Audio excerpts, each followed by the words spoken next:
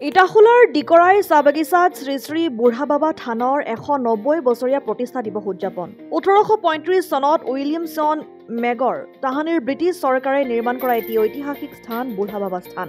এই পবিত্ৰ স্থান প্ৰতিষ্ঠাৰ দিনৰে পৰা ডিকৰাই চাহ বাগিচাৰ অন্তৰ্গত 5টা ডিভিজনৰ চাহ বাগিচাত কৰ্মৰত শ্ৰমিক তথা কৰ্মচাৰীসকলে পৰম্পৰাগত বুঢ়া বাবা স্থানত পূজা অৰ্চনা কৰি নিজৰ লগতে সমগ্ৰ সমাজখনৰ মংগল হওক তাৰেই কামনা কৰে। সেই পৰম্পৰাকে সাৰোগত কৰি ডিকৰাই চাহ বাগিচাৰ মাজমজিয়া স্থিত ঐতিহ্যমণ্ডিত বুঢ়া বাবা স্থানত আজি পুৱাৰ পৰাই অগণন ভক্তপ্ৰাণ ৰাইজৰ সমাগম ঘটে।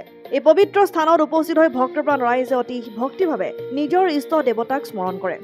উল্লেখযোগ্য যে এই পবিত্ৰ বুঢ়া বাবা স্থানত প্ৰতিষ্ঠা কৰাৰ মূল উদ্দেশ্য হ'ল শ্ৰমিকসকলে চাহ বাগিচাত কৰ্মৰত অৱস্থাত যাতে কোনো ধৰণৰ কীট পতংগ সাপাদিয়ে যাতে কাৰো অনিষ্ট সাধন কৰিব নোৱাৰে তাৰ বাবে প্ৰতি বছৰৰ আজিৰ দিনটোত বুঢ়া বাবা স্থানত সকলো একগোট হৈ এইদৰে বুঢ়া বাবাক ধূপ ধূনা দীপ নৈবেদ্যৰে পূজা অৰ্চনা কৰি আগন্তুক দিনত কোনো হানি বিঘিনি নহওক বুলি কামনা কৰে।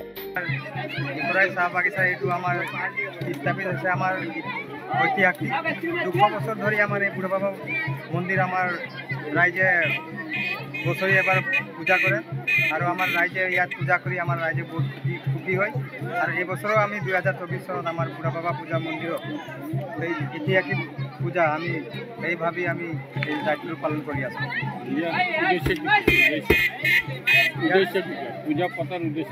ইয়াত পূজা পতাৰ উদ্দেশ্য আমাৰ চাহ বাগিচা আমাৰ সুৰক্ষিত থাকিব আৰু আমাৰ ৰাইজেও সুৰক্ষিত থাকিবৰ কাৰণে আমি এই পূজাখন আমি বিশ্বাস পাইছোঁ আৰু সেইকাৰণে আমি পাতোঁ। শ্ৰমিকসকলে যাতে একো মানে সমস্যা নপৰক বুলি আঘাতপ্ৰাপ্ত নহওক বুলি আমি এই পূজাটো পাতোঁ। পৰম্পৰাগত পাতি আৰু আজি 200 বছৰ ধৰি এই পূজাটো আমি পাতি আছোঁ।